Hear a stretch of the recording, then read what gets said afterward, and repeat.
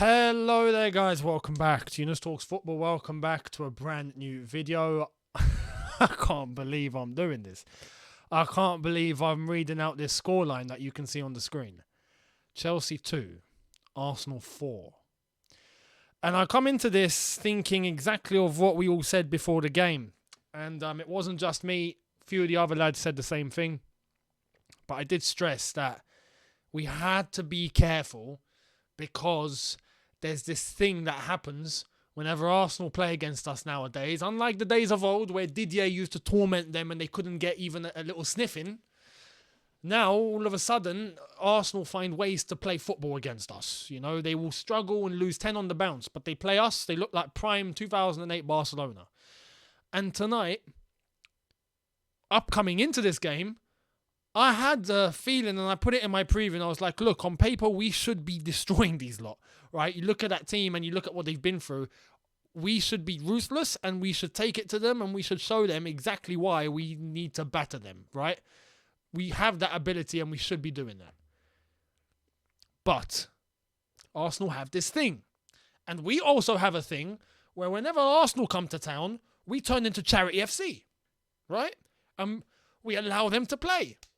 And we allow them to pick up a result. Even if it's a draw, we allow them to take away a point because Charity FC. Any team that's struggling, any team that's in need, any needy team that is, in need of points, a team that's coming with no form whatsoever and needs to collect points from somewhere, they go, oh, Chelsea, Stamford Bridge, they're generous. Let's go over there and we'll pick up at least a point. And we do that sometimes to the most needy. Now, Arsenal have been very needy. Arsenal have lost 3 on the bounce, coming into this game completely off form. Players looking all over the place. Players that were getting chosen into that Arsenal team that Arsenal fans were frustrated about, like an Nketiah, for example. Well, lo and behold, he scores. It's crazy. And I did say we have to be careful. We have to be careful. We should be doing well today, but we have to be careful because you never know. We didn't just turn into Charity FC today. We became prime UNICEF. Arsenal turned into prime 2008 Barcelona. We turned into prime UNICEF, prime Macmillan Cancer Research. And I don't know, you could start naming all sorts of charities, right? We've turned into prime all of the charities combined into one. Today was... I don't use this term often, but today was a disgrace. Today was an actual disgrace. Today was an embarrassment. I'm embarrassed. I don't want to do this video. I'm embarrassed. Because that performance was not just shocking. It was beyond a catastrophe. It was beyond going past basic schoolboy errors. I see mistakes being made today that I'd find being made by under 10s. And I'm not even stressing. It's a loss that I can easily digest because we deserve to lose. I hate losing a game that we don't deserve to lose. And I'm like, we should not have lost that. And that's the one for me. I know for people it's the opposite. For me, that's the one that I find hard to digest. I'm like, we had it. We don't deserve it. And then we lose. But when we deserve to lose, what do you want me to do? We deserve to lose, But the manner that we lost today, that's what stings. That's what makes me embarrassed. Because that defending was beyond a calamity. Beyond. There is no vocabulary to describe what defending we saw today. Actually, I take that back. We didn't see defending. There was no defending. Non-existent, right? Transparent, invisible. We basically played with a 4-3 formation. We didn't play with a 3-4-3. We played with a 4-3. We had midfielders and an attack, and that's it. Honestly, I want to give you guys a review, a constructive review, but I'm not going to because there are times now where I'm speechless.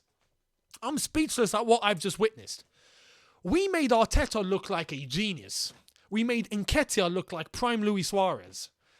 We made Arsenal as a whole look like prime 2008 Barcelona. And it wasn't even a case of Arsenal were fantastic. They weren't. They took the opportunity, though. That's it. That's it. They took advantage of every single little thing that we did wrong. And then once the game went in their favour, Arteta managed to set them up in a way that they knew they weren't going to concede, plus the confidence that had come from them being up in the first place. So by doing that, Arteta has control of the game. And that's exactly what happened. And if we're going to be real and we're going to be honest, because you know me, I don't like to sugarcoat. Tuchel got it wrong today. Completely wrong. From before kickoff, from the lineup, wrong. Now, I know it's easy to say after it's done and in hindsight, but you saw my preview and you saw the team that I would have gone with, and it was nowhere near the team that Thomas Tuchel chose today. Resting Thiago Silva, why? For me, there was no need for that. Thiago Silva had already been rested, and he trained. He was training, and he trained fully, and he was ready to go. Now, Malang Sarr on the pitch, disaster, by the way. Disaster, not even disaster. Disaster's being too kind. You know, that was honestly like we didn't have any players, and Thomas Tuchel went out onto Fulham Road, right? Went down into one of the local pubs and went, "Oi, who plays left back?" And we've just plucked someone out. You play left back. What's your name? Malang. All right, mate, come with me. You come and get changed. Basically, that's what it looked like. Because Malang Sarr looked like a complete joke tonight. Christensen. Oh, my God. Now, Christensen is someone that I put in my lineup. You know, you don't expect that sort of thing from Christensen. But my goodness, that mistake set the tempo for the game. That one ridiculous schoolboy under 10 mistake that some under 10s don't even make cost us the tempo of the game. I said it would be nice if we went 1-0 up early because that sets the tempo. That's it. Arsenal, I don't think are coming back from that. They'd be shot. But you send them 1-0 up, confidence booming again. And they know historically they get results at the Bridge as of recent years. Post Didier years, let's just clarify that in asterisks. Post Drogba years, Arsenal have done well at the Bridge. Or done well against us in general. So that plays, psychologically that plays. They go 1-0 up, they think, oh, okay, hey, we're going to do this again, aren't we, lads? You give them an automatic psychological boost. Through a stupid mistake, and it's the thing, we are literally gifting UNICEF. We are gifting things away. We are literally, here you go. Have it, you know. The only thing that was lacking from Stamford Bridge tonight was Band-Aid or Live Aid. You know, we need what's his face. We need Bono from U2 and Bob Geldof and all them lot to come and have a performance at Stamford Bridge and sing. You know, we are the world, we are the children, because that's the only thing that was lacking from today's performance. We were full on charity UNICEF vibes. We might as well have had flipping Live Aid there as well for a performance at half time. Mistake. Stupid mistake after mistake after mistake. That sets the tempo. We get back into the game and then we concede again and then we get back into the game and then we concede again and then we concede again. It's shocking. But going back to Thomas Tuchel and his error, Malang Sarr starting, some would have probably gone with Chalobah. Rudiger was injured, by the way, so for those that are questioning why that even had to happen in the first place, Rudiger wouldn't be fit for tonight. He's only out for a few days, but it was too soon, so he couldn't play tonight. Even so, you move into Azpilicueta and Reece James. Why they were where they were, I don't know. You know, Aspi as the right centre-back would have been preferable if we had Reece James as the right wing-back. Instead, we had it the other way around. Why? To probably try and nullify Nketiah? I don't get it. We are stronger than them on paper. And we've just fallen right into what they like. Right into their trap. Why we didn't allow Reece James to be a complete attacking option, I don't know. Up until the second half, where we did switch it, too little too late. Already 3-2 down, too little too late. Defensively, the midfield, offensively, not so bad. Kante, Loftus-Cheek, going forward, not so bad. Well, now we look back at it, wasn't enough. Defensively, though, my God, the amount of space that Odegaard and Smith Rowe had through that middle was illegal. Alonso was getting twisted by Saka every single minute of that game. I think he got nutmegged twice.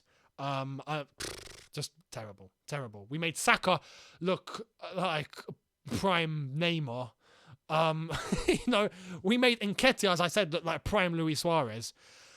Nketiah, Nketiah, here we are, and also we're going to come to the big fish. Here we are looking at Nketiah going, he's not scored for Arsenal this season. I don't think he scored in the Premier League, if I'm not mistaken. I don't think he had the league goal. Well, lo and behold, UNICEF FC. Hey, Nketiah, you haven't scored yet? No problem. Come on, we need to get you scoring, son. We need to get you scoring. Go on. There's the goal, right? You guys just bounce it off each other, ping pong, and let him have it. And that's exactly what we done. We let him have it. Proper ping pong vibes. Azpilicueta with a pass that was straight to an Arsenal man.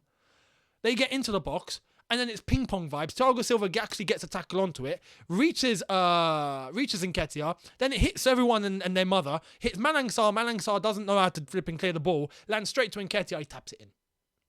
The Smith Rowe goal, oh my God, how did that go in? It went in, I think, at 0.00001 miles an hour. You know, I've seen passes stronger than that.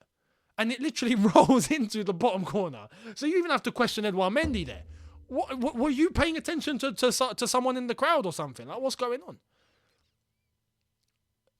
Talking about Nketiah and talking about gifting him, someone who Arsenal fans have been criticising left, right and centre because he's just not been good enough. And ironically, he used to be Chelsea Academy and then he got released because he wasn't good enough. There we are. Arsenal picked him up. Now he's in the first team. He's still not good enough. But today, again, today he had a good game. I've got to give him to it. But we allowed him to have a good game. That defending was what allowed him to have a good game. He had every reason to have a good game. But Lukaku, on the other hand, now I hope there's a lot of you that see my point. He's finished. I'm saying it today. He's finished. And some are going to be like, no, you got to back your play. He's finished. I'm talking realistically here. He's done. He's done. He has nothing to offer. He might go somewhere else and bang. But he does not suit what we are doing or what we attempted to do today or what we've tried to do this season or the way that we play or the way that he plays. It does not fit. He needs to bounce. And I mean that with respect. He needs to bounce. See you later. It won't work. It just won't work. You can say it's down to Chelsea. You can say it's down to him. Let's be real here. Whatever it is, it won't work. Kai Havertz came on, automatically, boom, impact. To an extent, at least. You see the amount of times that he's moving, the amount of times he's getting the ball, he's receiving. Lukaku had the same amount of touches as Aaron Ramsdale. Those two were the people on the pitch with the fewest touches on the pitch. I don't know what to say. But Thomas Tuchel got it completely wrong. As far as I'm concerned, with the lineup in that defence, with, what you could say later on, Loftus-Cheek and Kante, should Jorginho have been brought on to try and dictate the tempo a little bit? Maybe. I don't know. Later on, Lukaku starting. He shouldn't have started for me. I would have gone with Kai Havertz. Yes, maybe he needed to be rested. Look, here's the thing. Yes, Kai Havertz has played a lot of football. But when you look at some other teams and players that are literally playing every single game of every season, Kai Havertz is 21 years old. He should be playing every game of every season right now. He's in that age. He needs to be doing that. If we're trying to protect everyone because he's played 4 games in a row now, he needs to be rested. Come on. This is the highest level. You're meant to be able to handle that. You know, when do you see Mane get rested?